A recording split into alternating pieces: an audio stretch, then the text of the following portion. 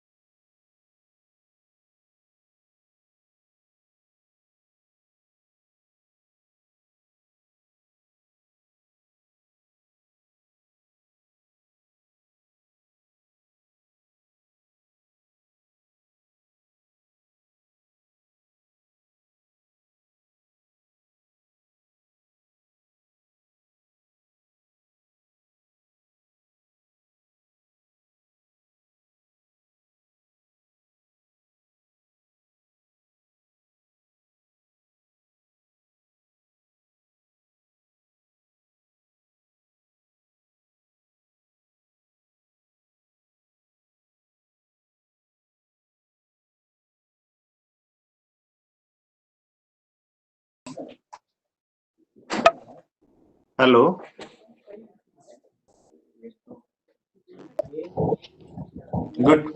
Good morning, Srijay. Good morning कैसे हो? मैं ठीक हूँ. Good morning, Animesh. Dr. Animesh, very good morning. Good morning, Anilji. How are you doing? Good morning, Shrija. I am good. Good morning, Mr. Wilcox. नमस्कार sir, Anil sir नमस्कार, Sreeja madam नमस्कार. Namaskar. Harshit. Yeah. ED sir, ED sir. Anilji, your voice is not very clear. Let me redo. Animesh ji नमस्कार. Namaskar. I actually can't hear anyone. Hello. Animesh ji आवाज आ रही है आपको? I can. आपकी आवाज आ रही है, but like it's very hazy. ठीक clear नहीं आ रहा. अच्छा अच्छा. हर्षित देखिए मेरी आवाज साफ आ रही है आपको? हर्षित. यस सर आपकी आवाज क्लियर है. अनिमेश जी को थोड़ा हेल्प कीजिए please. Okay. Shrija, can you speak? Hi. Can Hello. you speak, Shrija? Okay. It seems problem is at my end. It's not very clear for me. मेरा भी ईडी सर नमस्कार. ED sir नमस्कार. Good morning doctor Ashish. Thank you sir. Ashish ji मेरी आवाज आ रही? हाँ आ रही सर, लेकिन अनिमेश सर को कुछ प्रॉब्लम हो रहा है I think. No, I think it's fine now. It's fine now. मैंने Okay. हटा दिया है. I think that was. ठीक है. Thank you sir. जी. हाँ. Sir, ED sir, good morning. Good morning, sir. Good morning. And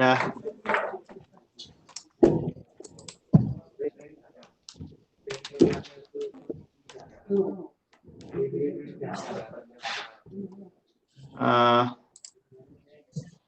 morning, Mr. Wilcox.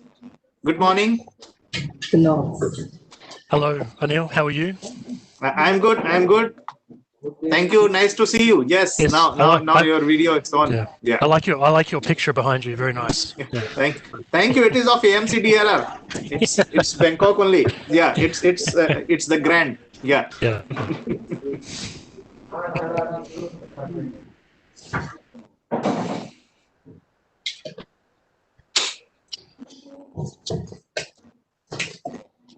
So Harshit, all set? Yes, sir. Yes, sir. So should we wait for a minute or just wait for a minute? Let a few more people to join, and Yes, then sir. we can start. Yes, sir. Yes, sir. We are waiting. And then you'll have to give the permission to share the PowerPoint to Mr. Wilcox and Shrija, Dr. Yes, sir. Shrija. And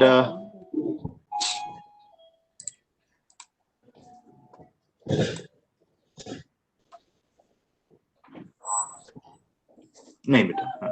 So I think we can start now. Yes, sir. We can start. Jay. Good morning, all. I welcome all our panelists, distinguished speakers, and our participants in our today's webinar, which is on the theme of Sendai Monitoring Framework and Process for India, and is being organized by the National Institute of Disaster Management, Ministry of Home Affairs, Government of India.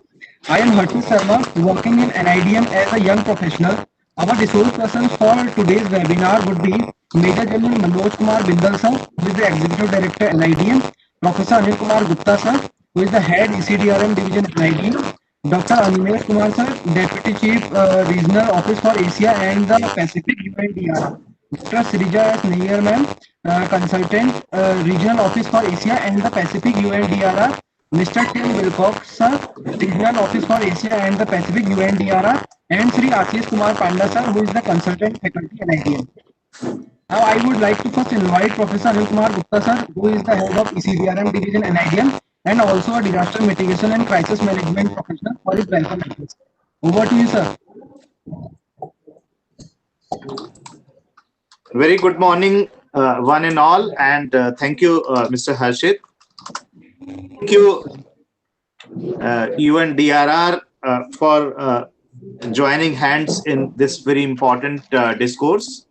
I am very happy to welcome Dr. Animesh Kumar, who is Deputy Head and a good friend of mine, who is Deputy Head of UNDRR and a very young and dynamic person giving leadership to all DRR initiatives in this region.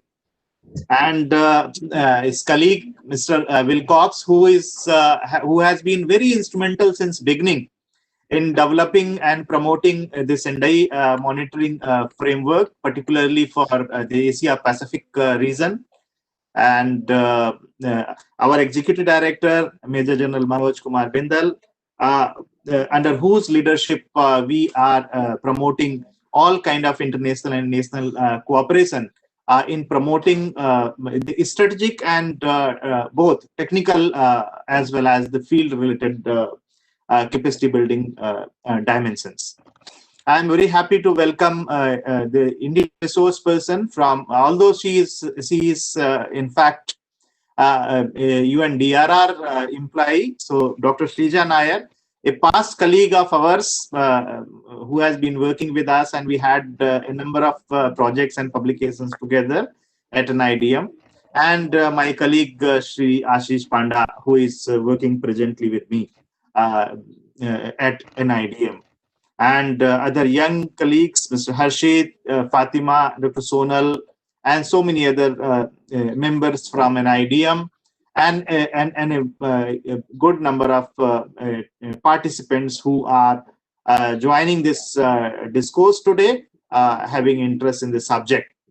As the subject, today's subject, that is Sendai monitoring framework and process in India, is strategically very important theme of the discussion. Because the monitoring and evaluation process that is attached to the Sendai framework made it very distinct from the previous framework that was the Hugo framework of Exxon in the term that SFDRR focused on setting and achieving quantitative targets and with a specified time period. So that was a kind of thing that we say that we evolved over the time when we entered into HFA2 or the Sendai framework for DRR. And very specifically, like the strategic goals, the goal areas 1, 2, 3, very I would say that systematically capture and promote integration with the SDGs, achieving SDGs, and also assimilating the principles of climate action into DRR. And beside this, promoting a kind of a transition from purely emergency response focused disaster management to more of a risk reduction integration into not only the response relief but also looking in detail the post disaster recovery framework. So it's kind of a very holistic coverage it has provided. And while we are looking for this monitoring framework, so the benefits that we are looking not only for India but any country or any region of the world for that matter, the benefits of having an effective monitoring and evaluation framework, particularly for an international commitment like Sendai. So it helps in like it is helping us in prioritizing of the action areas. It is also helping us in promoting the resource efficiency and resource optimization, allowing co-benefits, also allowing for the course correction in between the process. So that is the another benefit that we are looking at, and then also helping us in improving our time effectiveness. So listening to the resource persons today and promoting cooperation with UNDRR is of great significance for all of us. And this program is basically aimed to provide some kind of a capsule training. It is not exactly training, but providing a kind of a capsule so that the participants will be more equipped about this process and how it has been launched and how it is ongoing in India. So with this, I welcome all the experts, all the dignitaries and resource persons, and all the participants of this important webinar today. Thank you, and over to you, Harshit.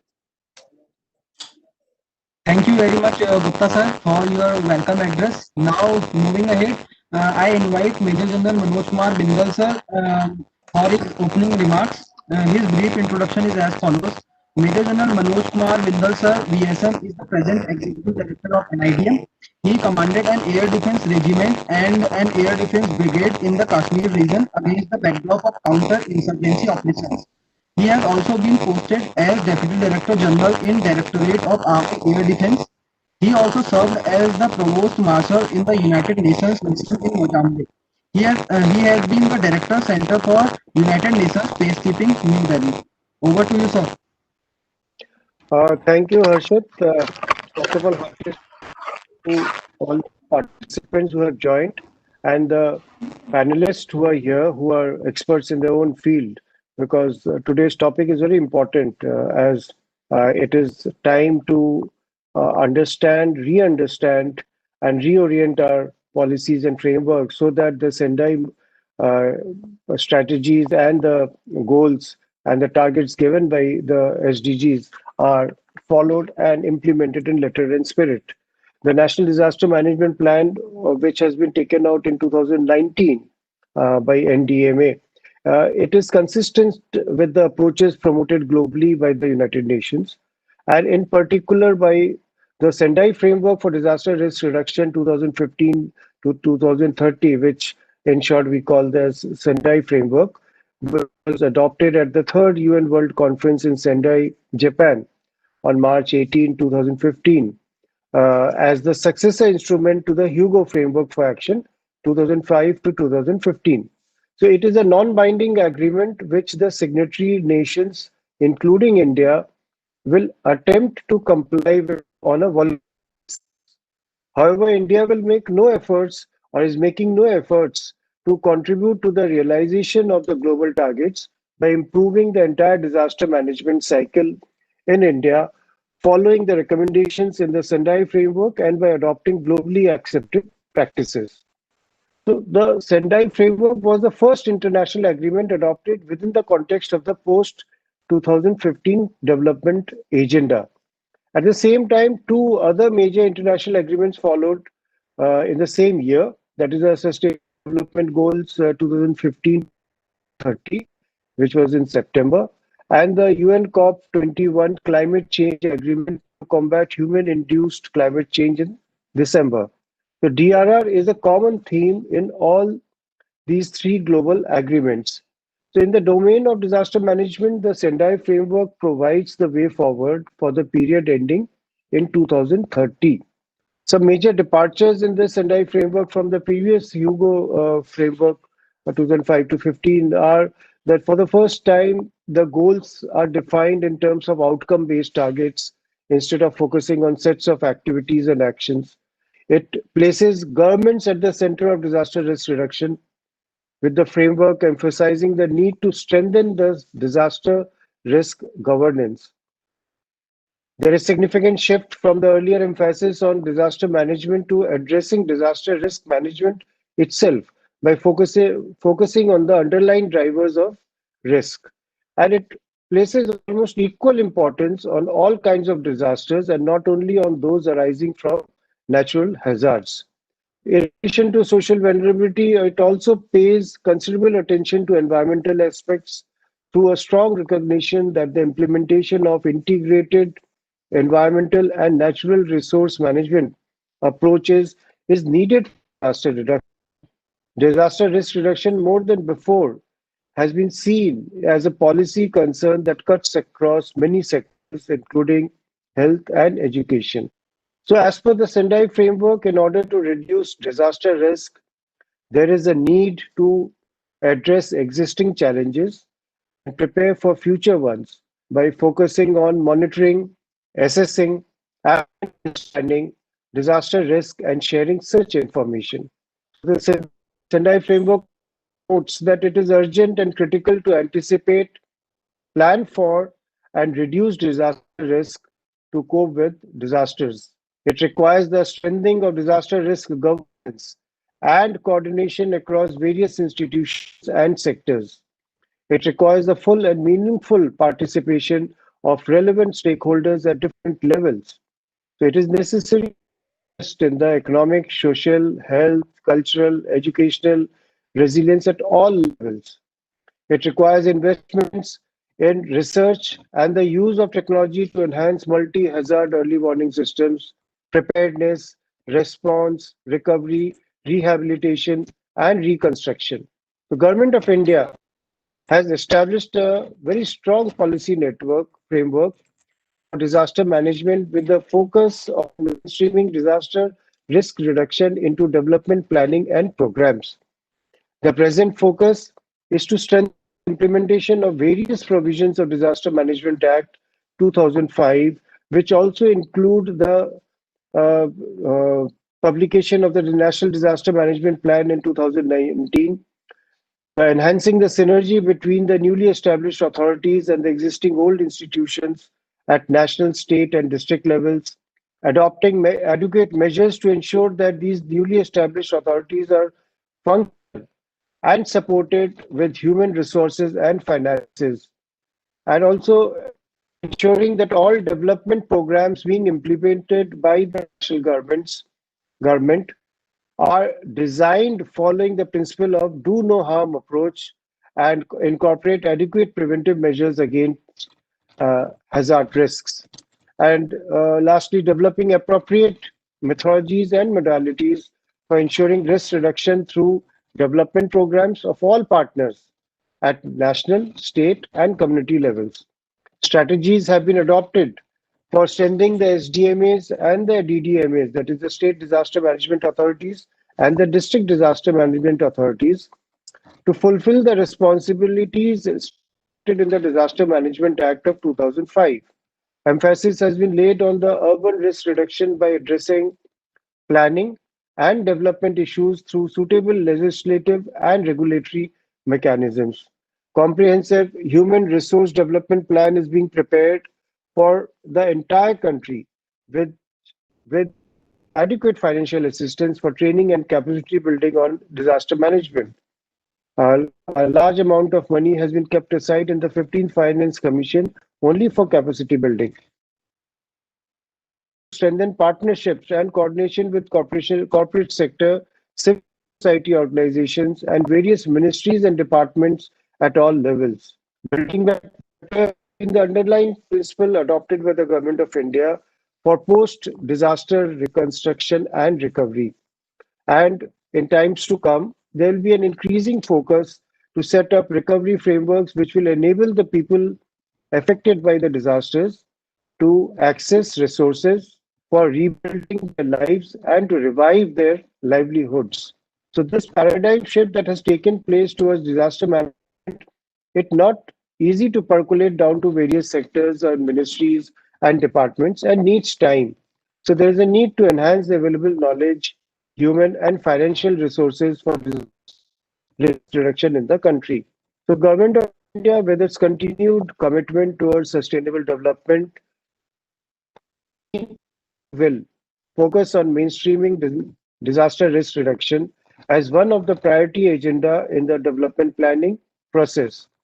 There will be focus on promoting a culture of prevention and preparedness, making arrangements for execution of various provisions made in the DM Act 2005, allocation of dedicated budget for disaster risk reduction projects, increasing the involvement of the local governments in formulation of disaster management policy plans, ensuring environmental sustainability by including restoration of ecological balance in Himalayan and coastal ecosystem as a focus area in the disaster management activities, promoting development of new financial tools such as catastrophic risk financing, risk insurance, catastrophic bonds, microfinance, etc.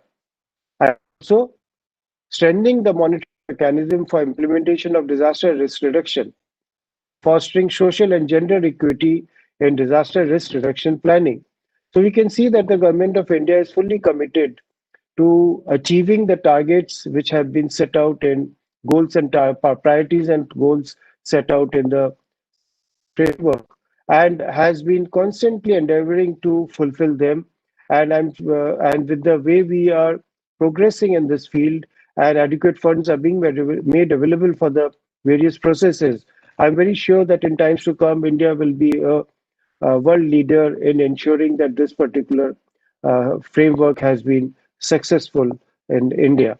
So with this, I am keen to listen to all the speakers who will be giving more insight into Sendai Framework for next 2 hours. And I once again welcome all the participants, and I compliment the team at NIDM for conducting a webinar on such an important topic today. Thank you, and over to you. Thank you very much, ED sir, for your knowledgeable and thought-provoking opening remarks, sir.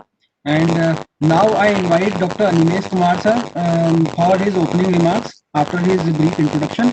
Dr. Animesh Kumar is the Deputy Chief of the United Nations Office for Disaster Risk Reduction (UNDRR) Regional Office for Asia and the Pacific, based in Bangkok. He currently also serves as the officer in charge of the regional office.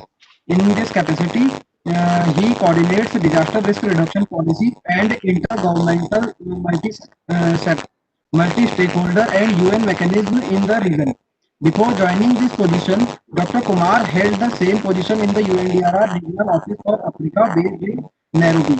In his previous position, Dr. Kumar worked in other UN entities in Africa and Asia, including on an UN secondment to the government of Ethiopia as their policy advisor on DRR and climate change. Dr. Animesh Kumar is a geographer and holds an MPhil and PhD in adaptation and sustainability. Over to you, sir.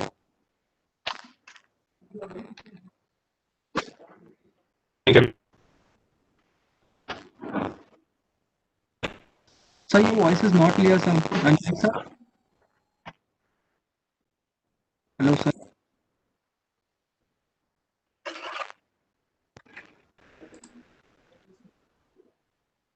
There's a little echo and background noise coming, Animesh.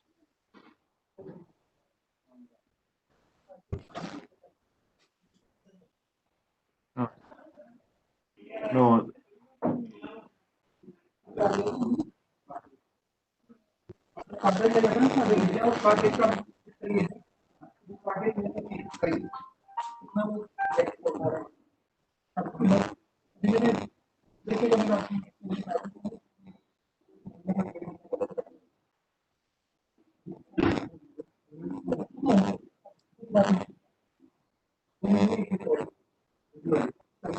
No, Animesh, some problem is there. I think. Can you just re-log in? We'll wait for. Yes, sir. It will take few seconds.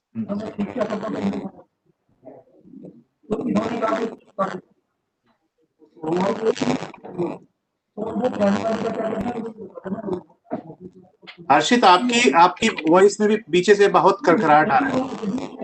अच्छा sir. आपकी बाकी लोगों को आसपास थोड़ा मना करिए and आप अपना ठीक करिए। Yes sir.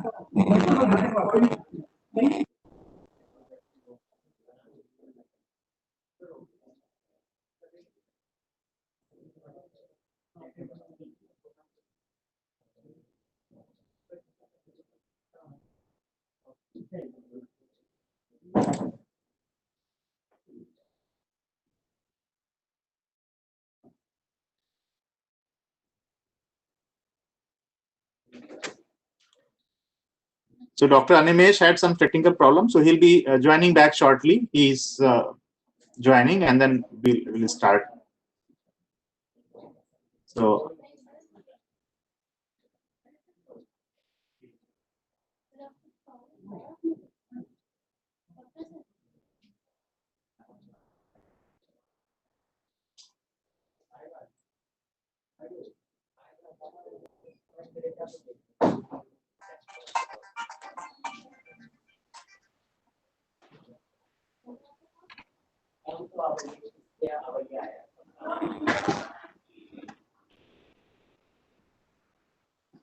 सर अब क्लियर आ रही है आवाज?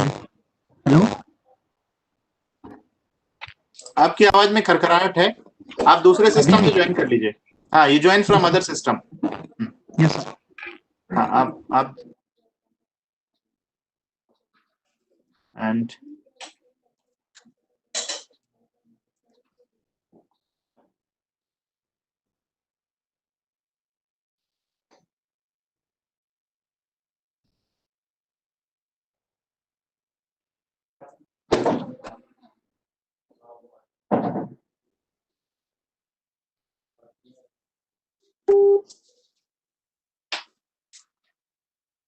Hello. Animesh, are you able to join? Yes. Yeah, Mr. Dr. Animesh is back here. Yeah. Yes sir. All others, Dr. please Animesh? mute your, all Is it others, better please now? mute. Can you hear me now? Yeah, yes. Now your voice is clear. हर्षित, बाकी सब लोगों को mute कर लीजिए। Yes sir. Okay, shall I go ahead? Yes sir. Okay, excellent. Thanks. Sorry for this interruption. So I was thanking everyone for this opportunity, and in particular, Major General M.K. Bindal, Executive Director of NIDM. Good to see you, sir, again. And Professor Anil Gupta, colleagues from all NIDM and other organizations. A very good morning to all. It's my pleasure to speak at this webinar on Sendai Framework monitoring. This webinar is being organized at a very critical moment in the backdrop, as we know, of a slew of extreme weather events around the year, while governments made every effort to contain and recover from the COVID-19 pandemic. So Major General Bindal outlined a series of post-2015 agreements and frameworks that were adopted 5 years ago. A key element of the global frameworks was a strong focus on quantifying the outcomes, which was a big improvement over their predecessors. For instance, while the MDGs aimed at reducing global poverty and hunger by half, the SDGs aim at reaching the statistical zero by 2030. Similarly, as pointed out by Dr. Anil Gupta, while the Hyogo Framework for Action aimed at a substantial reduction of disaster losses, the Sendai Framework paves the way for achieving it by adopting a set of 7 targets. These processes are underlined by the UN Office for Disaster Resection is responsible of the Sendai Framework.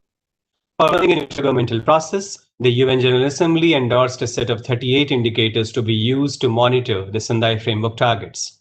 Importantly, many of these indicators will also be used to monitor some of the SDGs, a key approach to building coherence across multiple global frameworks. Such a huge amount of data collection, a data revolution as we call it, will also lead to multiple applications of such data for national and subnational strategy building. Seen so far as a technical politicians and technical experts. However, the Sendai Framework and SDG monitoring systems have helped transform disaster data from a technical issue to a governance issue. Governance not only in terms of ensuring the right to take the most appropriate decision, but also in generating the most needed governance. We manage what we cannot make. And which transforms the way we manage disasters.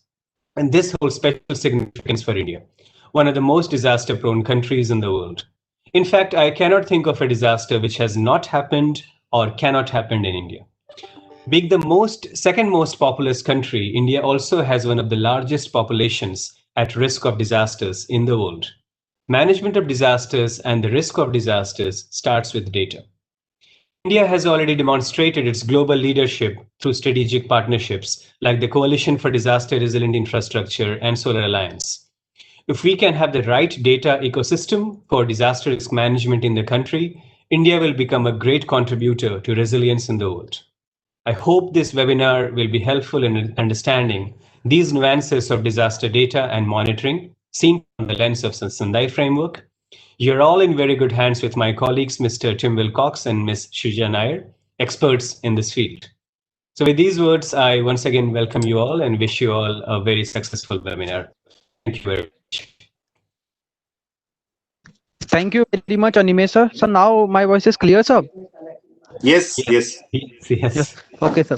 Thank you. Thank you very much, sir, for your opening remarks. Now, moving ahead to our first technical session of today's webinar, I would like to invite Dr. Tim, who is the regional, hello? Yes. So Go my ahead. voice is clear. Hello. Yes. Go ahead. Yes, sir.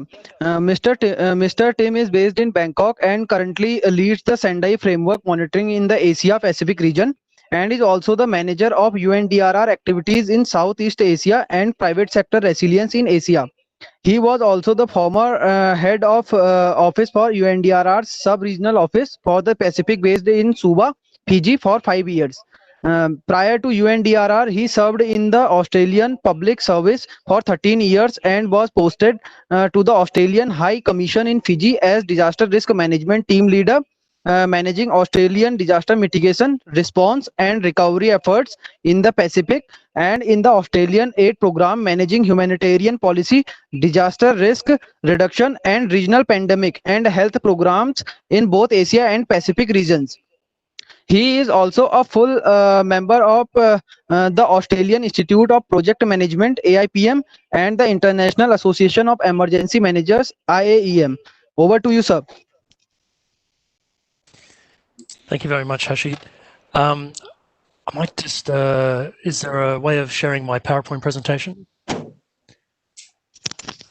Okay, great. Thanks. Yes, sir. Okay, great. Thank you. Found it. I'll just click that. Okay. Right, there we go. So first of all, thanks very much, Major General Bindal, Mr. Animesh Kumar and Professor Anil Gupta and my good colleague, Dr. Srija Nair, India. And thank you very much, everyone, for allowing us to join you today to talk about India and the Sendai Framework Monitor. Today, I'll give a perspective of the global and regional side of things with the Sendai Framework Monitor, and I'll touch on why it's important and how we use the data, and also some of the experiences that some of your neighbors have had that may be useful. All right. Okay, so as we've heard earlier from Major General Bindal, there was a shift from the earlier Hyogo Framework for Action and the Sendai Framework for Action for disaster risk reduction. Essentially, the Sendai Framework started looking at more of a preventative approach and was more people-centered, making sure that the wording, the indicators, the outcomes, and the language of the overall document really was people-centered and as inclusive as possible.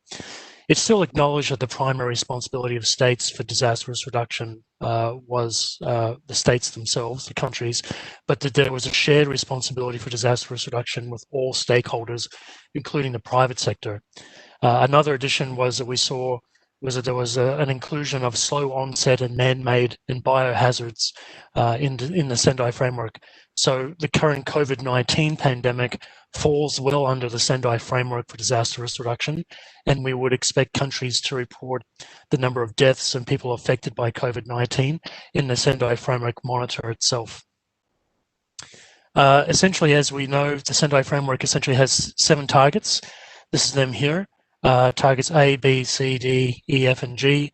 The first 4 look at reducing a number of issues such as the mortality, the number of people affected, reducing economic loss, and reducing the damage to critical infrastructure and disruption of basic services. While at the same time, it's seeking to increase the number of countries with national and local disaster risk reduction strategies. And we're very pleased to see that India has one and is working well towards that. We're also seeking to increase the international cooperation to developing countries.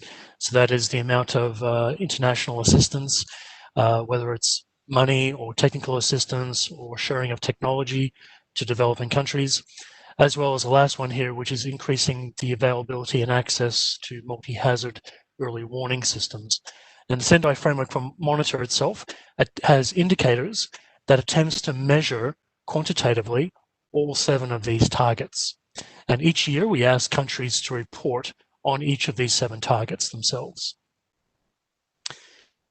Just to let you know that there has been calls at the global level to make sure that the global frameworks, such as the Sendai Framework, the Paris Agreement, and the SDGs, have greater linkages. If you go back in time, the previous Hyogo Framework for Action had very loose linkages with the Millennium Development Goals. However, this time is different. So what we've done is the Sendai Framework actually designed a number of indicators in order to measure implementation progress. And when they developed the SDG indicators, they, instead of inventing new indicators, they actually decided to use the same Sendai Framework indicators that we have in order to reduce duplication and to reduce the amount of reporting countries have to do to different UN entities. Because in the past, what countries were doing was that they were sending in data information to various UN, the same data to various different UN agencies, and the UN agencies were not really talking to each other, nor were the systems. So I'm proud to say that that's not the case anymore. So as you can see from this slide here, the Sendai Framework indicators on the left, A, B, C, D, E, F, and G, are actually shared across the SDGs on the right-hand side, which are primarily goals 1, 11, and 13. So if you go into target 1.5, in goal 1, it actually uses the same indicator, which is the number of deaths caused by disasters in a country, which is good. So in order to help reduce duplication by countries, as a country reports data into the Sendai Framework Monitor, UNDRR will share that information with the SDG reporting system, essentially reducing the amount of data that the country has to share with various UN entities. So it actually has this great coherent effect where both the SDGs and the Sendai Framework are using the same indicators, so they're both trying to measure the same thing, and we're sharing the data across the UN system. We never really saw this before, and it's a really good innovation. We hope to see more of it later on as well. So how is the data that you give us used by UNDRR? Well, first of all, as I said just then, as India gives us the information each year and the other countries, we then share that with UNDESA for the SDG reporting each year on an annual basis, right? We also use the information in terms of UNDRR's annual report to the UN Secretary General on the implementation of the Sendai Framework. So we use it for that. Another key way we use the data, which is very important, is informing the data used for the Global Assessment Report, the GAR, which is produced every 2 years. This is a paramount document that's done every 2 years by UNDRR and its partners and many academic institutions and researchers. And it's really the pinnacle assessment report for the planet. And it's really essential that the more data we have, the more accurate the assessment report will be. So the last one was in 2019, and the next one should be this year or next year. So that's a really key thing for which is the global assessment report that we use this for. It also informs annual APDRR meetings in Asia Pacific region, which happens every year. And we also use it to inform the Asia Pacific Ministerial Conference for DRR and the global platform for DRR. So in all these different sessions, we often have to provide snapshot data to people who are presenting on progress being made in the region, and UNDRR often does that, and we have to use this data to present that. One thing you should also know is that the data is used by the public, mostly universities, academic institutions, as well as researchers. They access the data through the publicly accessed analytics component of the Sendai Framework Monitor. And we often get a lot of emails from NGOs and universities and other research institutes asking how they can access a country's data, which is very important for them. Two new ways we want to use this is we are thinking about doing a new annual regional assessment report for Asia Pacific this year. So we will use the data for that in order to show progress made. And also we're thinking about doing a new Sendai Framework Monitor focal point regional meeting later this year. So the assessment report and the will be used for the focal point regional meeting as well. So as you can see, this is in addition to how India would use the data. So we want countries to use the data they put into the system. Want it to be useful. We don't want it to simply be a tool for simply reporting for the sake of reporting. We want people to actually use it to help inform DRR policies and activities and making sure development is risk informed. But this is an addition. As you can see, it's actually used in quite a lot of different ways by different partners, particularly the UN system and the region. So given that India has such a large population, as a large percentage of the world's population, it's really important that we have India's data in the system. Otherwise, we don't really get a full picture of what's really happening at the global level. Given that India's population is over 1 billion people, the planet's edging towards 7 billion. As you know, China is in the same situation. It's really essential that China and India both report in the system. China is doing their best to report as much as possible, and it's great to see that India is also doing the same. And anything we could do to help improve that or increase the level of data, we will make ourselves available for that. How is the region doing? Well, as of October last year, when we took our last snapshot report, as you can see here from the pie chart, about 26 countries out of the 39 countries in the Asia Pacific region that we cover have reported some data through the Sendai Framework Monitor. So that's about 2/3, 67%. And most of them are in Asia. So as you can see from this, half of those countries are in Asia. 15% are in the Pacific. And most of the countries that have not reported percentage-wise are from the Pacific. And it's actually only about 5 countries in Asia that have not actually used the system yet. Those tend to be least developed countries and countries with a very low capacity and that require additional assistance, or countries that don't have access to the internet. So more work obviously needs to be done on the Pacific, but as you can see, it's great to see that Asia is reporting, and I'm happy to say that India is a part of that 50% tile as well. So this is the trends in terms of the amount of data and the types of data that countries are reporting in the region. As you can see here from the chart, I've divided it up across the 7 targets across the bottom, A, B, C, D, E, F, and G. And on the left-hand side is the number of countries that are reporting. So as you can see, target A is the most reported target, which is about death and people is about death, the mortality and morbidity. So it's 23 countries out of the 39 have actually reported on target A, and overall, and 19 of those have been from Asia, and 4 of them been from the Pacific. The second highest is target B, which is the number of people who've been affected, and that's a close second with 18 people in 18 countries in Asia and 22 overall in the region. We think that those are the easiest because most national disaster management offices actually have ready access to that information. In most of the countries, the Sendai Framework monitoring focal point, that is the agency that is responsible for putting information into the system, is actually the National Disaster Management Office. And they usually have the number of people who have died, who have gone missing, who have been directly affected in terms of housing have been destroyed or damaged. They have that information ready at hand, and they can easily put that into the system. Where the data starts dropping is when we start talking about targets C and D, which is about economic loss and damage to infrastructure. We think the reason for that is because most of that information is collected and held by partners in country, like the Ministry of Education, the Ministry of Health, the Ministry of Agriculture, the Ministry of Transport, etc. And in many instances, it's a little bit more difficult for the National Disaster Management Office to get a hold of that data. So that's why it's really important that they have coordination meetings, discussions with other government agencies to say, this is what we need for Sendai Framework monitoring reporting. Do you have this information and can you share it? And that's really very important. Otherwise, we won't see much of an increase in C and D, but still the numbers there aren't too bad.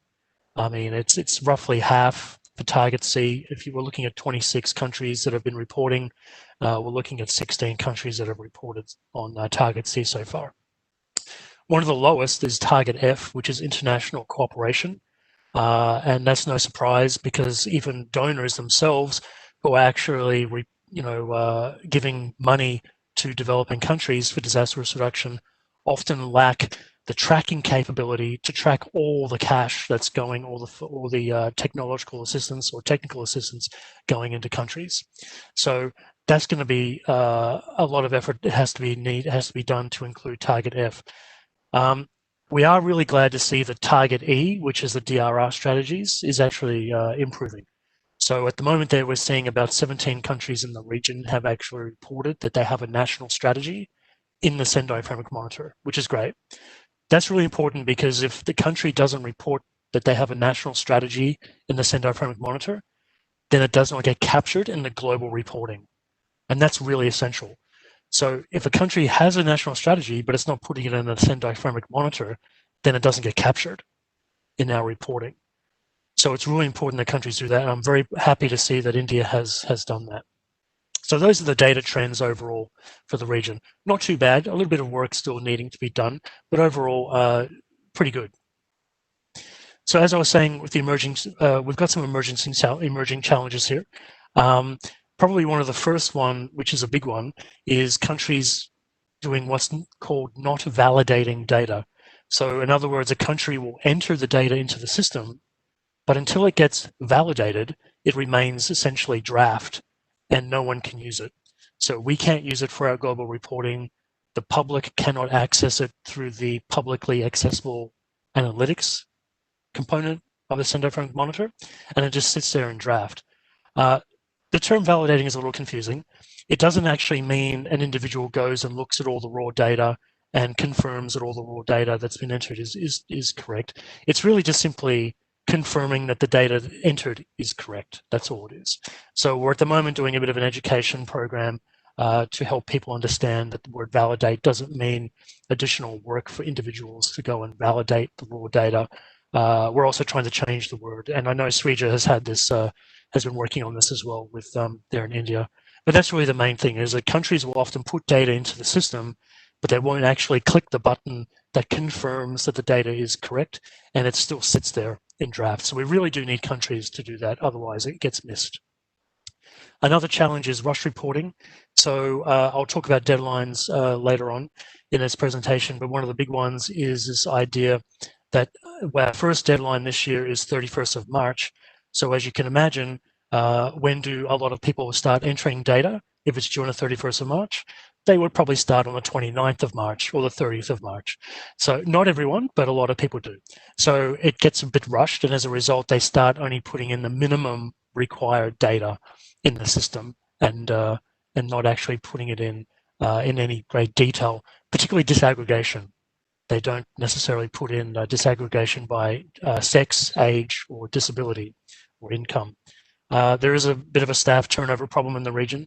We've trained quite a lot of people in each country over the years, as it keeps changing. Most public services have that.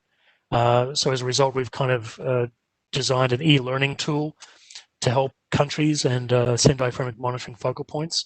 So if we go in country and train people, and then it changes 6 months later, we don't have to go back in necessarily 6 months later. They can use the e-learning tool. Another big issue is local authorities unwilling to release data to the national level. This is actually a problem across all countries, whether it's a developed or a highly developed country. It has more to do with the politics and the relationships between the national and the local levels. So they do often rely on agreements or relationships and to have that information shared. Another big problem is unclear who has the data.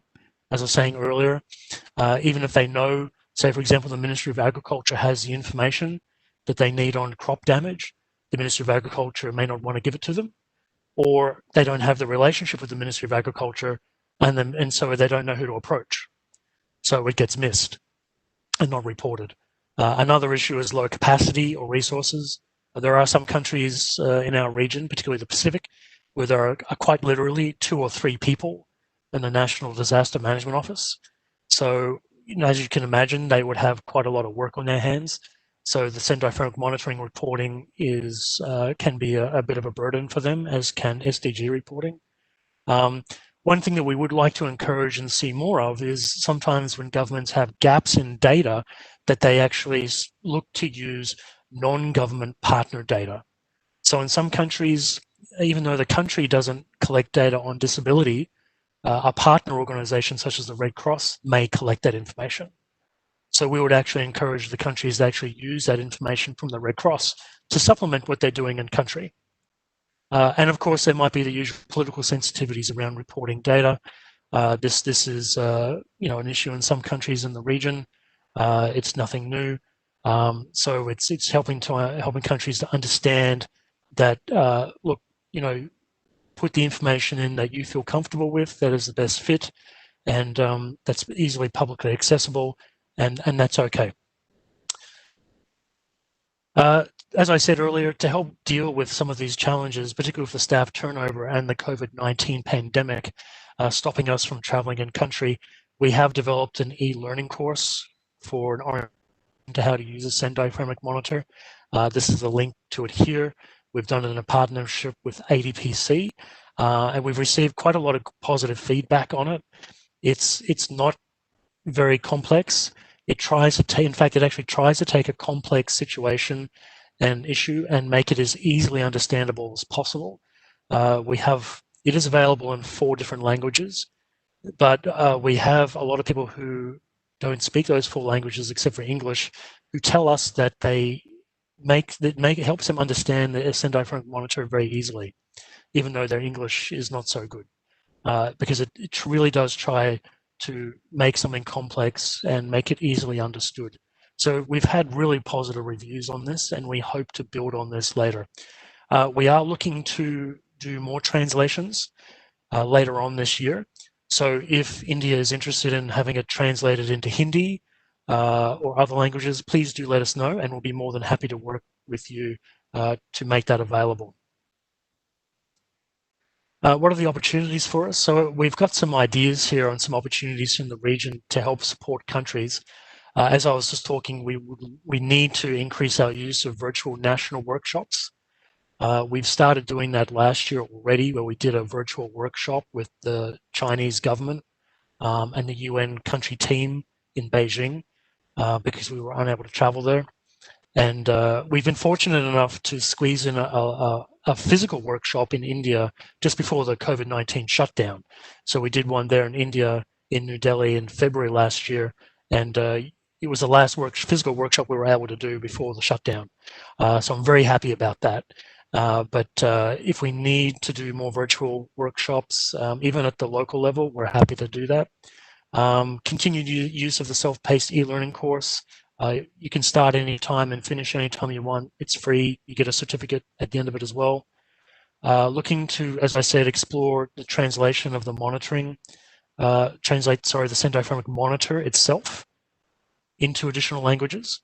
So we have been talking to our office in headquarters about seeing if the Sendai Framework monitor itself can be translated into other languages, and we're currently exploring that as a possibility. It's not available outside the 6 UN official languages at the moment, but we really do hope we can get that changed. So at one stage, we hope maybe it can be available in Hindi, which will be really good. Yet we always do our continuing one-on-one technical assistance. I'm very happy that we have Dr. Srija Nair there in India to help with physical, live, in-person assistance, particularly given the transportation issues at the moment, not being able to travel. I'm very happy that the NIDM is involved in a Sendai Framework monitor there in India, because we are really trying to get the national statistics officers to be more involved. Data is what the statisticians live and breathe. It's what they understand. National disaster management officers do work with data, but we think that by combining forces across the region and in country between these two agencies, we really can help NDMOs with their reporting. As I said earlier, increasing use of partner collected data where possible. We're not seeing much of that globally, but we do know there are gaps, particularly around disaggregated data, particularly persons with a disability and persons below the national income and poverty level. So I think organizations, particularly the Red Cross, are often very good, and NGOs are often very good at collecting that type of information. We're looking to do more technical guidance notes and knowledge products. We will be coming out with a sex, age, and disability disaggregated data knowledge product shortly that we hope will be of some use. We will be trying to leverage partners in country to help strengthen countries do the reporting. At the moment, we've done some training with UNDP, colleagues around the region, and some other NGOs and academic institutions, so we'll be looking to do more of that.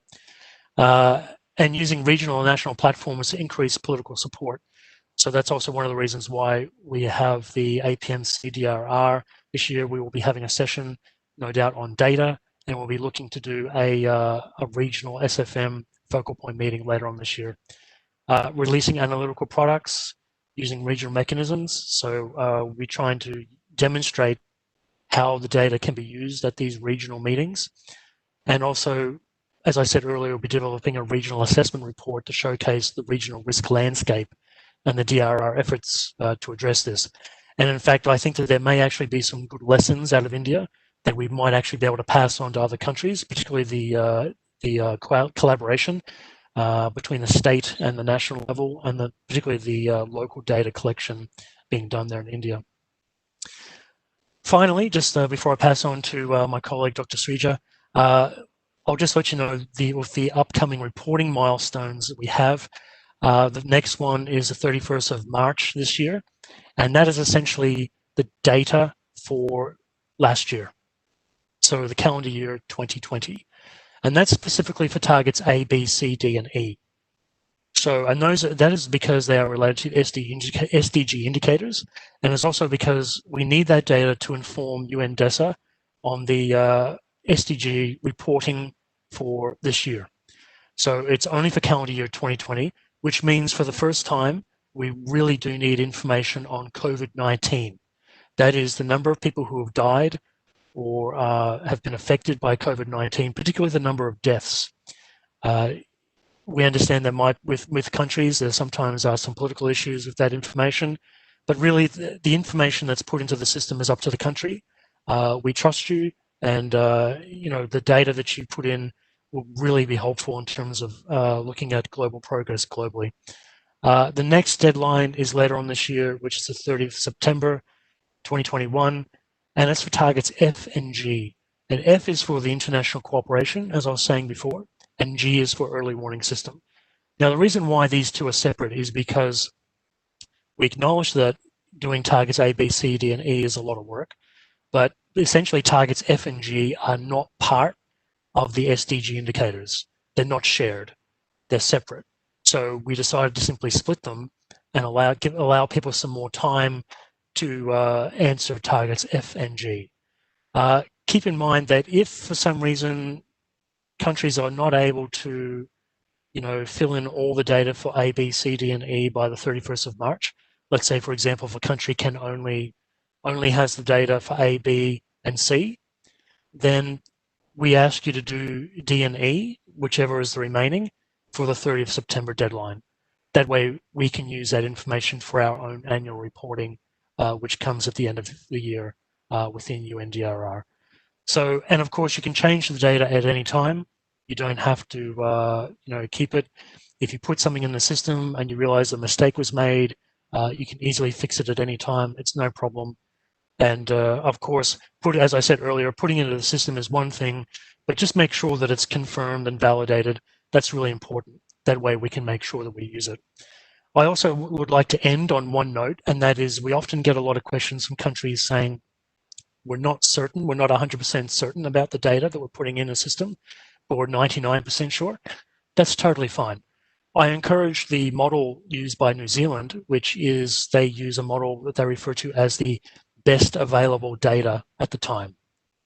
You use what you have, you put it in a system, and if later on it's revealed that the data is slightly wrong and just has to be amended, it's no problem. It can easily be fixed.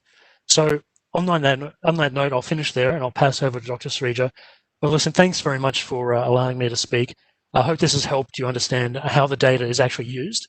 I do assure you that it is used. It's not just put in the system and forgotten about. And we really do need as much information as we can, particularly disaggregated data, so we understand the full picture of how things are affected. Thanks very much. Thank you very much, Dr. Timothy, for the excellent presentation and for sharing the global scenario of the Sendai monitoring framework with our participant. Thank you very much once again. Now, moving ahead to our next technical session, I would like to invite Dr. Srija S. Nair, who is presently working as consultant Sendai Framework Monitoring with United Nations Office for Disaster Risk Reduction. She has done her PhD research in the area drought vulnerability and mitigation analysis for Bundelkhand region of central India from discipline of geography at Indira Gandhi National Open University. She is a disaster management professional having more than 20 years of experience in the field. Prior to this assignment, she was associated with several organizations in different capacities, that is disaster management specialist, Kerala flood recovery program, technical consultant UNDP, e-learning consultant UNDRR, sector advisor risk and resilience at Taru Leading Edge Limited as risk and resilience technical consultant with geoclimate risk solutions, coordinator of Myanmar Consortium for Capacity Development on Disaster Management. Miss Nair published 20 plus papers in national and international journals, authored 8 training modules. Over to you, ma'am. Thank you very much, Harshit. Unfortunately, I cannot share my screen to show the presentation. Thank you, Executive Director NIDM, and Ma'am, you can share, ma'am. Actually, I have given you the permission. Now I can share. It was yeah. shareable. Just 2 minutes before. So thanks to Dr. Anil Gupta, my senior and former colleague at NIDM. Thanks to Executive Director NIDM for organizing this event, and thanks to my colleagues from UNDRR, Dr. Animesh and Dr. Kim for giving an excellent overview of the importance of Sendai Framework monitoring in global, regional, and also in the context of India. As Mr. Kim mentioned, how we can, this data is of immense use, because without monitoring, without data, we cannot monitor the progress. It's not just about, about disaster subjects. In any monitoring exercise, we actually require the baseline data as well as the data for the monitoring period. For example, you need to know how far India has progressed in achieving the targets, whether by for the context of reducing mortality or reducing the number of persons affected or economic losses or damage to critical infrastructure and services. We really need to know what is the damage and loss due to disasters. So, for the context of Sendai Framework monitoring, a lot of initiatives have been done at the national level so far. Key among them are in 2018, UNDRR conducted a national level workshop with Government of India, the Ministry of Home Affairs and NDMA to review and come up with a new framework for disaster damage and loss assessment, and particularly focus on data collection from state level and district level for all the disasters. That initiative was the first step towards, in fact, developing data after this Sendai framework was developed. That was in 2018. So before that also, if you see, looking back in Indian context, we can say that the step towards developing disaster data was started in India way back in 2003, where we have actually we have used a tool developed by UNDP that time, which was actually adopted from a social Latin American network for social research. It's called RARED, which was adopted by UNDP, and then now it is being used by UNDRR. It's called Desenventa. In that platform, some of the states in India started capturing systematic data of disasters for a period of 30 years. That was started in the year 2003, and data for some of the states like Orissa state was captured for the period 1970 to 2003 up to block level for all the disasters. So that was one of the very initial exercises towards developing systematic data on disasters in India. Then after that, in the post-tsunami, the tsunami affected states, the same exercise has been repeated. Under the tsunami recovery program, the similar exercise of capturing systematic data on disasters up to block level, actually for taluka level for Tamil Nadu has been done. That was under the regional tsunami recovery program, where the state government has collected data from the sub-district level for all the blocks, all the tehsils in Tamil Nadu state, and all the natural disasters as well as human induced disasters. Nowadays, we all accept the fact that there is no classification like natural disasters and human induced, because disasters are all human induced, hazards are natural. But in HPC, we have High Power Committee on Disaster Management has listed about 32 disasters, hazards of disasters in the context of India. Like Dr. Animesh was mentioning, that name any disaster that has happened in India.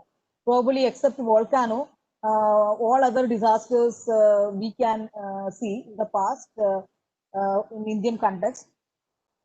So this it's the same classification of disasters we are still following, although sometimes some of us disagree to the whole classification. But fortunately, the 2016 National Disaster Management Plan is using the international classification as available in the website of UNDRR. which is actually a major step so that we can align the data collected in the Indian context with the global data set. So that is actually one of the good steps which we have done while developing the National Disaster Management Plan annexures. We can see that the list is as per the UNDRR classification and the one which is available in the Sendai website. So we are using that one. So as Tim already explained how this data has been collected collected globally and what is the data collection status in the region.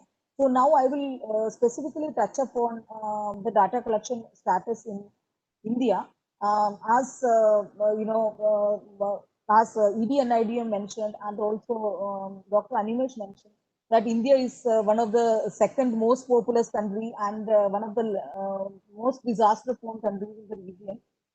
If you see the 2018 report published by CRED and that and 2019 report, we can see that life loss per 100,000 population is one of the most highest, largest number of people lost is due to natural disasters is from India in the year 2019 due to major floods.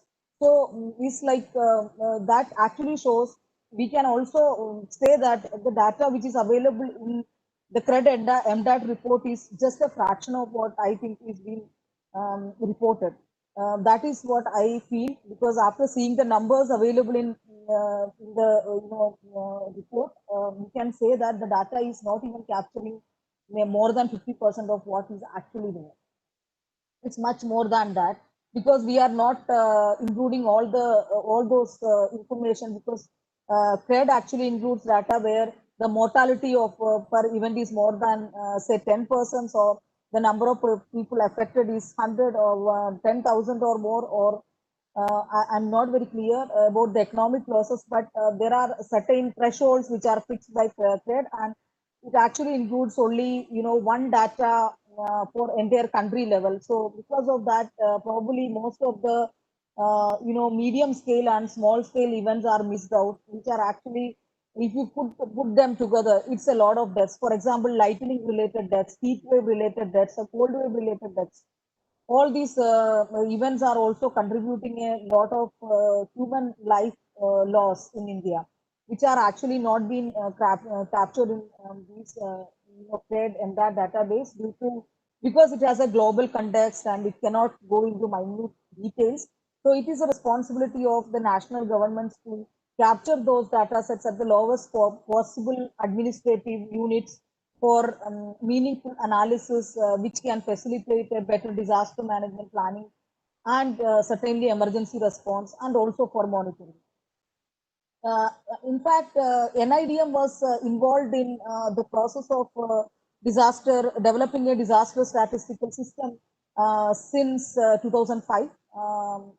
Since I joined NIDM, I can tell that NIDM actually was of the opinion that without involvement of the National Statistical Office, this data cannot be institutionalized.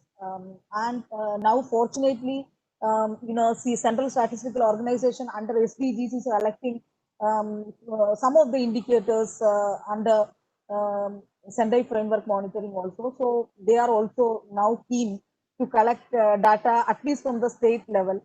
So that actually is a good step that now Statistical Office is playing a major role in SDG reporting as well as Sendai reporting some of the indicators. So this will actually be of great use, and that is what I feel.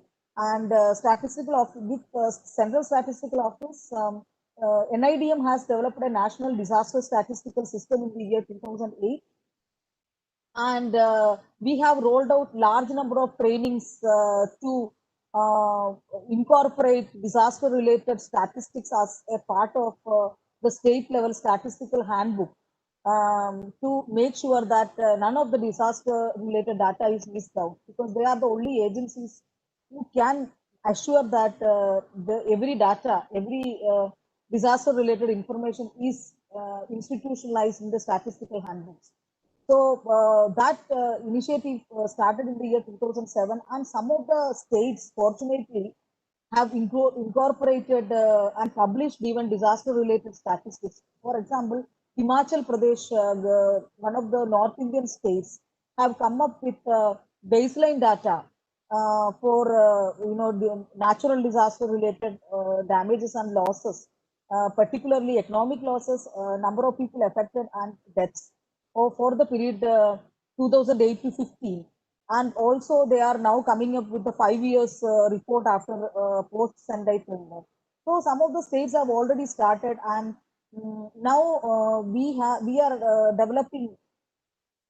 As of now, we don't have a system at the national level to capture this data. Although some of the initiatives were started, but none of them actually became really fruitful and penetrated up to the state and the district level. Some of the states are on board and some of them are not on board. Like, for example, Vendor in this data, India, only 4 or 5 states have collected data. But that data certainly was a very good initiative, and although with lot of limitations, it's a great initiative because it is really new, and that has actually demonstrated the potential of disaster damage and loss data. Uttarakhand, for example, and Tamil Nadu collected that data, and Orissa. Yes, we have something to showcase at the state level, because we all know that India, one state is equivalent to one country, maybe if you look into many other parts of the world. So some of the states have done, and we need to, for the purpose of Sendai monitoring, we need data from all the states and UPs. So Ministry of Home Affairs has developed a new disaster reporting system under the National Disaster Management Information System, which is a umbrella portal, which is not just used for Sendai monitoring, which is used for disaster damage and loss reporting from the district level for the purpose of the emergency response and the ERC reporting, and also for monitoring the funds, like funds allocated under the National Disaster Mitigation and Response Fund and the State Disaster Response Fund. So this fund allocations and how they are being utilized and how they are helping in reducing the mortality and impact on population. So these kind of things will be monitored through that portal. So it's actually, we are trying to club together the mitigation initiatives and the fund under different, including the capacity development fund. How much fund we are actually investing and what is the outcome of it. So this is what we are actually, the purpose of integrating these systems together in one platform. So I will just show a glimpse of that portal also, besides Sendai Framework monitoring. So now I am going to the presentation.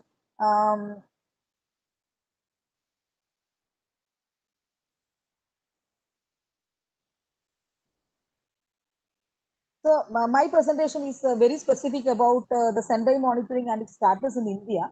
I'm not going the global and regional context because Mr. Tim already covered those things. This also is explained by my colleagues from UNDRR, that this platform allows you to monitor all the 7 targets and 38 indicators under the SFDRR. Institutional roles are needed for SFM. So this role is already being done in the context of India to a great extent. We have already nominated institutions at the national and the state levels. Local level, we are not actually doing at this point of time. Our reporting is through the national government as well as through the state governments, and state governments are collecting data from the district level. We are not actually giving engaging district administration in the Sendai reporting system. Then definition of the roles and responsibilities of the nominated institutions are already been there, and that is more or less in lines with the Sendai Framework monitor. Then definition of the roles and responsibilities of users within the nominated institutions. That nominated institutions, for example, MHA, National Focal Point, is having the role of validating the data. At present, at MHA, there are 3 more officials and 1 official from statistical department. This is a National Statistical Office, who is working with us in putting this data in Sendai Framework Monitor. And also we are involving NIDM for reporting target E and partially target F. And we are also collecting some data pertaining to the end-to-end early warning system from the nodal departments and also like ministries like Ministry of Earth Sciences and also from the state government, because we all know that end-to-end early warning system is not about forecasting and warning system.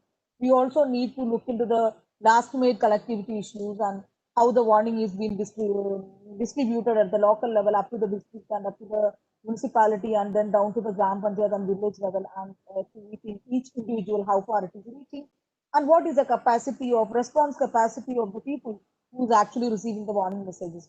So these things needs to be collected from the district and further down like municipality level, and this data will be collected through the state governments. So this is a little bit about the roles and responsibility of the users. There is a coordinator. Coordinator is the one who can create more users at the institutional level. For example, if one NIDM is becoming a coordinator, then they can assign, say, each of the faculty member for reporting, say, one disaster, and they can actually create more users who can report to specific disasters and they can assign their roles internally. So this kind of roles and responsibilities has to be assigned by the coordinator institution and they can do that. Then contributors, like anyone who entering the data into the platform is a contributor under each of the indicator, and validator is the one who validates the data, is basically is a kind of approving authority rather than physically going and validating, as Mr. Tim mentioned, that it's not like that joint secretary disaster management is supposed to go and validate each of the data entered physically. It's not the meaning of this. It's basically an approval from the government that yes, he has duly approved the data entered in the system and it can be viewed by the public. So this is the roles in India. Validator is Ministry of Home Affairs, is a joint secretary disaster management, is nationally assigned focal point for validating the data, and coordinator is MHA as well as NDMA. Both of these institutions can assign more users or more contributors who can enter the data. MHA is actually looking into target electricity, and E, F, and G will be looked after by NDMA, so they can have more users if they want. They can create more contributors. So that is the role. Then contributor is MHA, NDMA, National Statistical Office, and state government. So these are actually the contributor organization. We are putting still MHA and NDMA because some of the data, for example, financial related data, we actually have the data with the finance department of MHA, and also data collected on like CDRI and some international collaboration events. So that may be available with NDMA. So NDMA also can contribute, MHAs can also contribute, and state level disaggregated data we are collecting, and we are for future we will be actually collecting gender disaggregated as well as disability disaggregated data using the NDMIS system. Then observers, so far we have not assigned any observers in the system. It's basically to come and observe the progress. But so far, MHA has no plan to assign any observers, unfortunately. Probably we need to think of it because it's always good to have a person from outside looking in the system rather than just people who are within the system. So as Mr. Tim mentioned, there is an analysis module available which doesn't require a login password. So you can just go to the system at this sendaimonitor.undrr.org to see the analytics. You don't need to log into the system for accessing the data which is validated by the national focal. So this is a little bit about the monitoring status in India. So in India, we have started monitoring many of the indicators like target E. We have already reported up to, that is almost up to date. 2020 data also will be reported shortly because all the states have given their status of preparation of disaster management plan up to the district level. So we have that data. And we also ask the states to review the data and whether they are in line with the state plan and with the national plan. So now states are approving only those plans which have the minimum, they are in lines with the state plan and the national plan. So earlier, such checks were not there, but fortunately now state governments and SDMAs are becoming much more proactive, and they are making sure that the district plans have all the desired, chapters and information. For example, there is a district profile, there is an HRV analysis, mitigation measures, and mainstreaming with other ongoing projects. Those things are integrated into the district plan management. So if you go through some of the district disaster management plan, you can really see that how far they have adopted the Sendai framework for disaster risk reduction. And also, I would like to inform that NDMA is now supporting the state governments in monitoring Sendai framework, and there is a project for monitoring Sendai framework for next 3 years, and that is supported by NDMA. And that project was started in the year 2019, but so far only 12 states have their officers online on board, but other states are also in the process of recruiting officials at the state level to support Ministry of Home Affairs and NDMA in reporting the progress from the state level on SDGs as well as Sendai Framework for DRR. So we can say that we also started reporting other indicators like target A, B, C, D, and we are also we came up with the even target under target E. There are two indicators, even and E2, both are reported in India. The status is like in 2018 it was 0.925, and then 2019 it became 1, because some of the elements which were missing in the 2016 National Disaster Management Plan in lines with Sendai framework, those revisions were made or those amendments were made in the National Disaster Management Plan in the year 2019. Hence, we can now score that our National Disaster Management Plan is totally in lines with the Sendai framework for disaster risk reduction 2015-30. It has elements to monitor SDG, and it is totally synchronized with Paris Agreement and other climate change and DRR related issues. So it's totally in lines with the Sendai framework as well as SDGs and Paris Agreement. So it's now we can say it's a very versatile document, and it's available in the public domain. So 2018 and 19, there is a minor decrease. This is not because districts. This is the reason that some of the districts are formed in the year 2019. For example, Telangana, one of the states which was bifurcated from Andhra Pradesh state, had only 12 districts at the time of its formation in 2014, and now it is 33. So the number of districts are increasing. Similarly, the UT of Ladakh has recently been formed. So because of these reasons, the number of districts have increased. Now the number of districts is like more than 700 in India. So because of that, there is an increase in the number of districts, and the disaster management plans are not prepared for the bifurcated part of the new district. So maybe the disaster management plan was there for the district before its bifurcation, but after bifurcation, the plan was not prepared or it was not approved.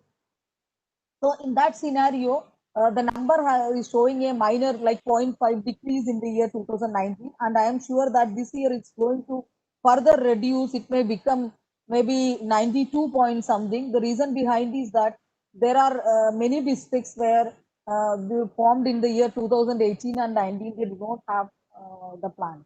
So now probably we may have a slight reduction in number this year, but probably by next year this gap will be fulfilled.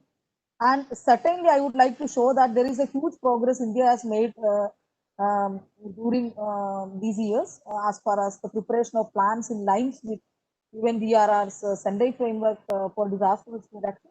You see, 2015, this was the status is 0.25. We didn't have a national disaster management strategy at all in the year 2015. Later, national plan was formulated in the year 2016, and if you see 2018 and 19, the indicators are showing rising trend. The score is showing a rising trend in the context of national disaster management strategy. And similarly, at the local level, 90.6% of the local governments were prepared. The national DRR, the local level DRR strategies in the year 2015, that is the baseline which we are considering as 90%, and now we reach 93%. So, and probably in another 2 years, we will be able to reach a point where we will prepare 100%. Actually, still we can say that, this is not because the districts have not prepared the DM plan. The issue is that the bifurcated part of the districts do not have a plan. So probably while the districts were bifurcated, the plans were not actually bifurcated. So that is the issue. It's not because that India is not performing well. If you see almost all the districts which were there, the 2015, if you see that baseline and the number of districts which were there in 2015, all of them have planned now. We can say that they are 100%. So all the old districts which were there at the time of 2015 or 16, they all have a plan. So we can say to some extent it is 100%. So our data, these things are also synchronized, they are integrated with SDG. If you go through the SDG report, SDG India 2030, MOSPA has come up with a dashboard and a report. So you can go through that. This report actually shows the report, like, Sendai indicators also are included in that. I can show that. And this reporting is done from state level. It's very nicely prepared report, and the data is collected from the state level through MHA. This is the death per 100,000 attribute, because here state-wise data, I wanted to show that. That is why I selected first state, which is Assam, in this record. So you can see this, the number of deaths attributed to extreme climate per 100,000 population. It's like in 1.5.1 and 11.5.1. So this is the SDG indicator, which is actually the death per 100,000 population in the case of natural disasters in our Sendai Framework monitor. But now they are actually changing this to natural disasters and not just climate related. The reason behind using climate related is that they were only using flood, drought, and the data which is available in the MHA's portal, NERC site. So because of that, they didn't use another natural disasters of geological origin. Maybe geological hazard induced natural disasters are not incorporated in this reporting system. That is the reason why this is very clearly written, extreme climate related events. So our number will be more than this. The reason behind is that we are also incorporating lightning, thunderstorms. We are including landslides, earthquakes, and other geological events also, which is not there in this database. So there is a less number reported here as compared to Sendai Framework. Ours, this number is here, it is 0.19. For the India context, it is about 0.4 to 0.5, and for Assam's context, it is like 0.6 or 0.7. So this is the reason because of that there is a difference, because they are only considering climate related events. So this is the current status of Sendai Framework reporting in India. As on 15 January 2021, India reported target E for the year 2015, 2018, and 19 based on the data received from NDMA and is validated, and it is available in the public domain. Target A is reported for 4 years, 2015, 16, 17, and 18. Received data from some of the state governments for the period 2015 to 2014. So we will try to put the baseline data also on board so that you can compare the data with the baseline. Then custom, since as you are aware, target B is the affected population per 100,000. And there is further kind of disaggregation. It's not called as disaggregation, further classification in the UNDRR system, where the affected population is based on 4 more things, 4 more subheads. For example, people who are injured, or ill. That is one set of people which we consider as affected, and another set is the people who lost their livelihood, which is very difficult to compute. And the third is the people who lived in destroyed or damaged houses. So these are the four subheadings under which we were supposed to collect the data and then aggregate them and then come with a total. But unfortunately, the Indian system of capturing disaster, the number of people affected is not that elaborate. What we do is kind of proxy indicator, where when a district as a whole is affected, we consider that at least 70 to 80% of the population of the district is affected directly. So this is the way the government of India capture this disaster related affected population. And I am sure that the people who sitting in this, some of you are aware of this.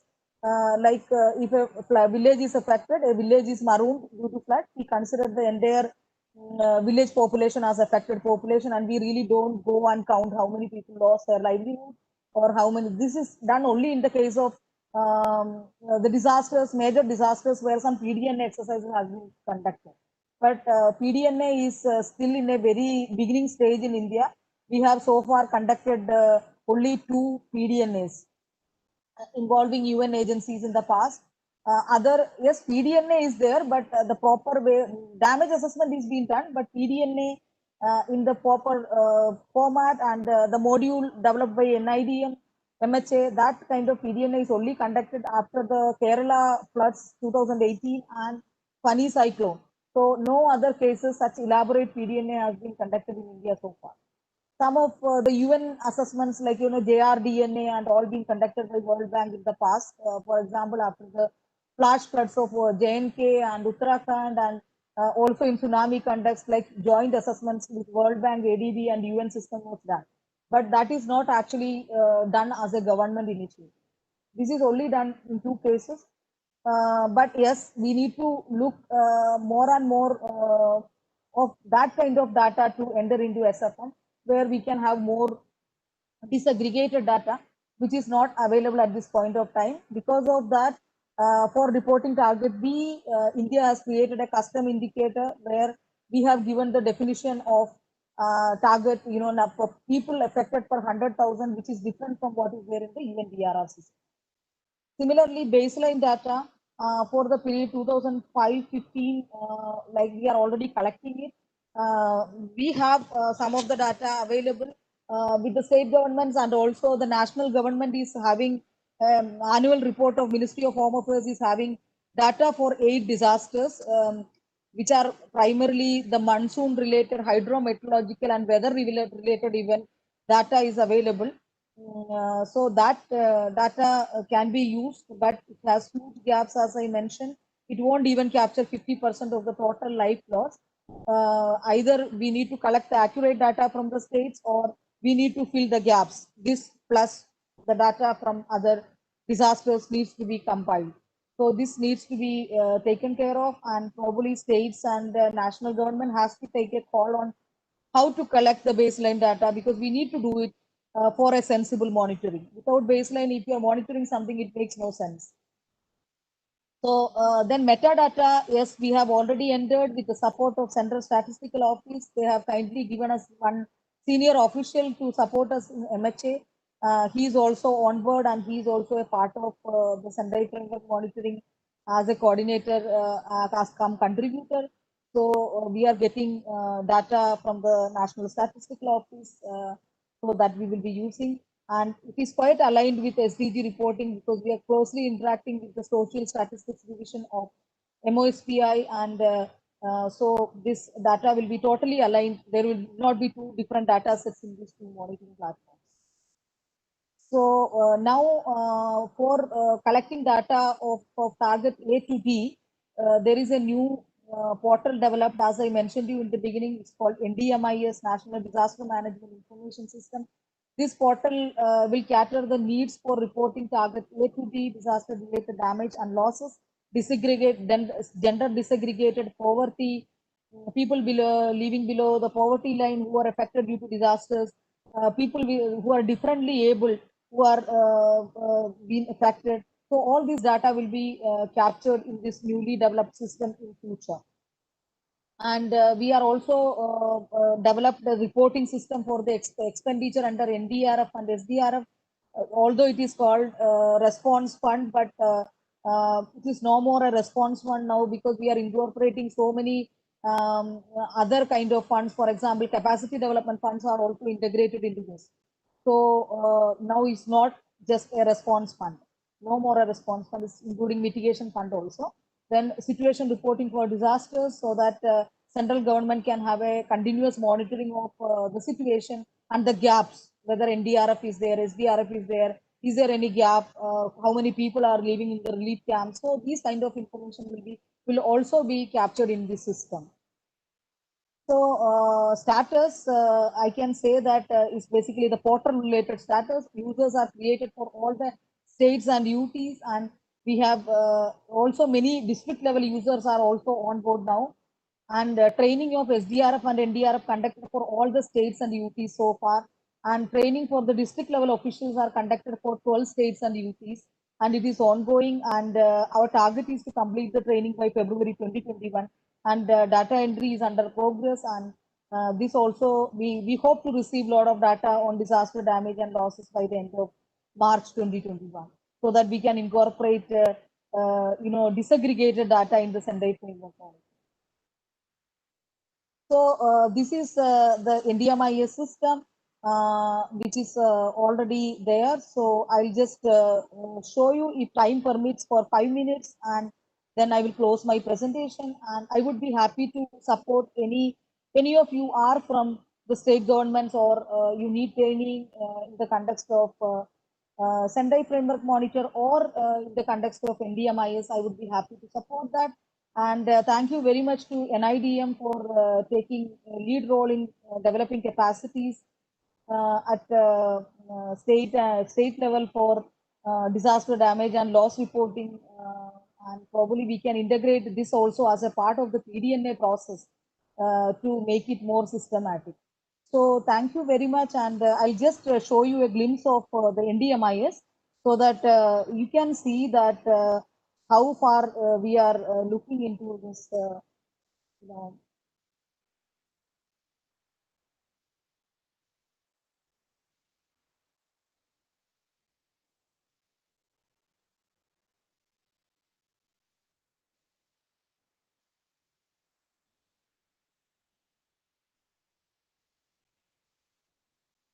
so can I now? I think I need to change the screen, right? Okay. Okay. So how can let me? I think I'm a little more ambitious person to share a lot of things with everyone, and rather I'm very over enthusiastic to share this. Yes, ma'am. As usual. This is the Sendai Framework monitoring page for India. And also we have this NDMIS.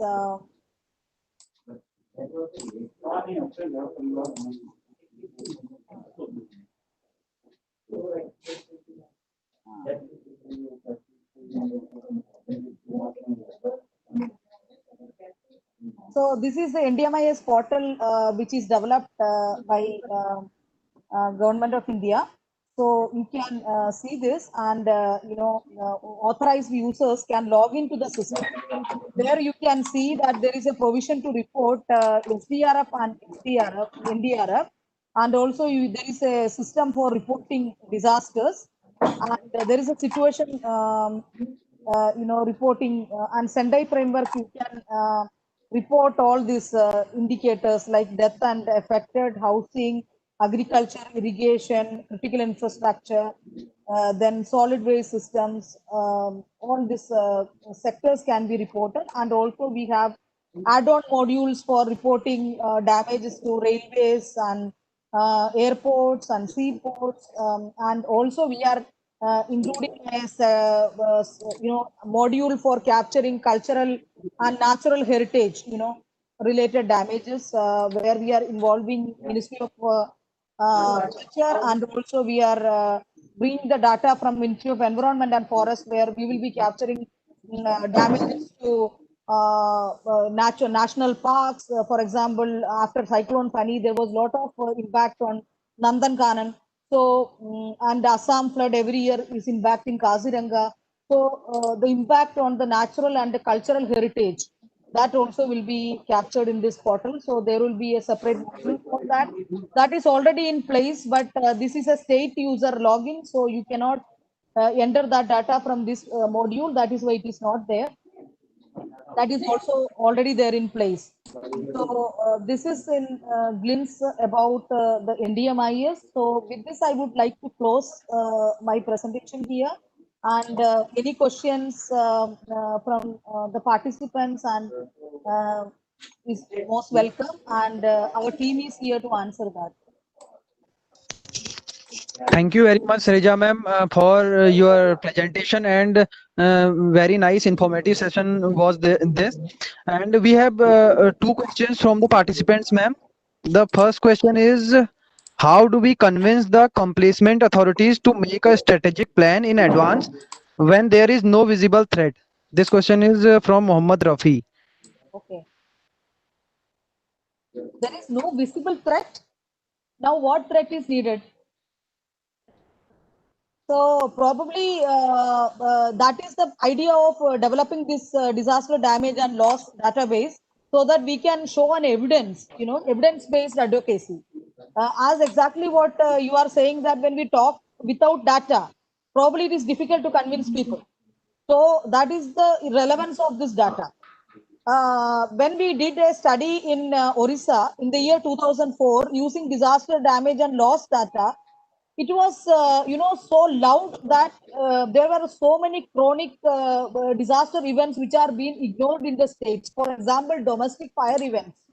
And because after Orissa super cyclone, people only think that Orissa is prone to cyclone. All other disasters and their importance were undermined under Orissa, in the state of Orissa. So evidence-based policy is important. That is the relevance of this data. So I think I answered your question. And there is a lot of reports you can see every day, that disaster related reports actually shows that how far our country is vulnerable. There is no more evidence is required in the context of India to show the relevance of disaster management and risk reduction. Thank you very much, ma'am. And yeah, thank you, Shrija. Harshit? Yes, sir. We may request Dr. Timothy also for his closing remarks, and if we want to reflect on the questions put in the chat box. Yes, sir. Yeah. So I would request Dr. Timothy also. So Dr. Timothy, for your remarks at the end, and if you want to add something, and then also the kind of discussions that is going on in the chat box. Thanks, Professor O'Neill. I think the conversation here in the chat box is very good, and I'd like to thank Dr. Srija for her excellent presentation on what's happening in India and the work that she's provided, and giving an update in terms of the types of information that India is providing to the Sendai Framework Monitor and work that still needs to be done. I think it's an excellent point made in the chat box earlier about how do you convince someone when there's no imminent threat. And I think, to be honest, this is an ongoing problem throughout the world.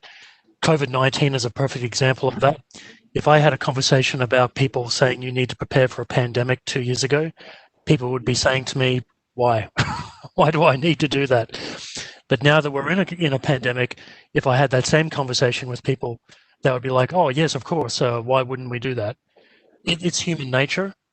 It's like having a fire extinguisher and never using it. But when you don't have a fire extinguisher, you need one.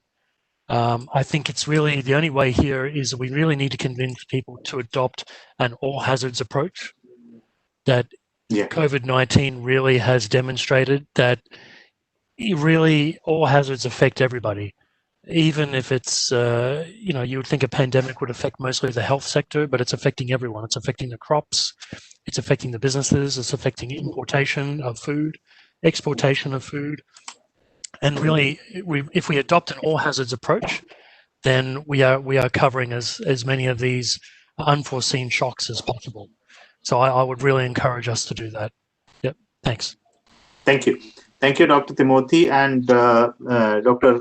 Shrija for very meticulously presenting the framework and international scenario and also the national experience, and with the important discussions along with examples. So that has been very enriching. Now, before we request our colleague Shri Ashish Pandaji for his vote of thanks, I would take the privilege of inviting Dr. Animesh to say a few words as his closing remarks. Thanks, Dr. Anil. I've been actually patiently hearing the very good, excellent presentations, not for the first time, but in the Indian context, one of the first times. So what is very important is that I'll just pick up on the issue that has been raised in terms of the human nature of cognitive bias. Yeah. I mean, we as human beings tend to react to what we see, and disaster risk reduction is often about acting against what we do not see. That's the catch about disaster risk management. And it's about the art and science of coming out of our cognitive bias to look at the implications of what we do today and what implications can it have tomorrow is the key of disaster risk reduction. That's the key of risk management. And at the end of it, risk management is a thankless job. If you do it very well, the best impact is that nothing happens. And if you don't do it, a disaster happens. Despite that, let's try to make it a job which will enhance resilience of everyone. And that's the key message I'll leave with. Thank you very much. Thank you, Dr. Animesh ji, for your closing remarks. And I agree with what you said that, and in fact, DRR is a wide gamut of activities, and as it is highly multidisciplinary, dimensions uncovered here. So although this was a very kind of a around 2 hours discourse on this subject, and if we go in more details of various components and parameters, it may require a lot more discussion. So we'll be in touch, and we'll keep on discussing on this issue. And if it is felt that we can even organize an online training program on this theme, so that our state officials and other stakeholders who are associated and who are taking interest in this monitoring work can take the benefits. So yeah, Animesh. Yeah. I just wanted to close also with the offer that Mr. Tim Wilcox had made, which stands like, I think in partnership with your organization, with NIDM, we would be happy to provide capacity building support on SFM and data monitoring, disaster monitoring in India, and also to translate the e-learning tool, which is becoming very popular in the current day of not having in-person workshop, but the e-learning tool is a sustainable way of providing capacity building. We can translate that into Hindi in collaboration with an IDM. So those are some specific concrete outcomes that I would go away with. Thank you. Thank you, Animesh, and thank you, Dr. Tom, for this proposal. And in fact, that is very, very significant for the ongoing Sendai monitoring activity in India. And we'll certainly work on those lines. We'll discuss internally, and we'll come back shortly. But we are very positive for this initiative, and we will work together. So thank you, to all the resource persons and to UNDRR for joining this. And over to Harshit. Yeah. Thank you very much, Gupta sir, and thank you all very much, all our distinguished speakers. Now I would like to invite Sri Ashish Kumar Panda sir, who is the consultant faculty in NIDM, for his vote of thanks. Over to you, sir. Okay, thank you, Professor Anil and Harshit ji, for giving this opportunity to offer this official vote of thanks. A wonderful webinar on apt topic of the Sendai Framework for DRR and its monitoring framework, and the way esteemed speakers and experts voice their opinions and views on the subject, and attentive and positive participation by our learned delegates and participants. This program does end successfully. Our India's commitment and support towards implementation of SFDRR is undoubtedly crystal clear. India is not only focusing on reducing the mortality from major disasters, but also from small, medium, and locally specific disasters. Government has issued several guidelines with respect to managing risk of losses from various kinds of disasters. All the states and more than 95% districts in our country have their DM plans ready. We also hosted the first BIMSTEC DM exercise in October 2017, and also hosted a meeting on disaster risk management of the Indian Ocean Rim Association with respect to strengthening regional cooperation and response. We also had this Coalition for Disaster Resilient Infrastructure, CDRI. It is a milestone achieved by India under consultation with 40 countries to encourage innovation and recognize for exceptional contributions from organizations and individuals with respect to disaster risk management. Our country has also instituted an annual national award in the name of freedom fighter Subhash Chandra Bose ji in this regard. And India is making strategies and approaches that can help us fulfill our commitments to SFDRR. Having said that, sincere and warm thanks to ED and NIDM Sri Manoj Kumar Bindal ji, Dr. Animesh Kumar ji, Deputy Chief UNDRR Asia Pacific, Professor Anil Kumar Gupta ji, HOD ECDRM and NIDM, for their continuous guidance, active participation, and benign presence in this program. A special thanks to our esteemed speakers, Ms. Srijan Ayer ma'am, Consultant UNDRR Regional Office Asia Pacific, Mr. Timothy Wilcox, Program Manager UNDRR Regional Office Asia Pacific, for the lucid, insightful, and thought-provoking presentation on the SFDRR issue and its monitoring. I thank all the participants also who have been actively involved in today's proceedings and discussions. I'm sure we all have been enriched by today's knowledge sharing and information dissemination, and will take forward the takeaways from today's proceedings and actions and implementations. This is COVID times, though we have been through the scenes and situations of hardships of COVID, and not only the recoveries have increased, fatalities have reduced drastically, and vaccination has started across the country as far as India is concerned. Still, we have to observe the safety guidelines of physical distancing, wearing masks, and regular sanitization of our hands. Precaution is always better than cure, so please be safe, remain stress-free, keep yourself busy, enhance your immune systems, help others, and keep smiling. Wish all of you good luck. God bless. Thank you so much. Thank you.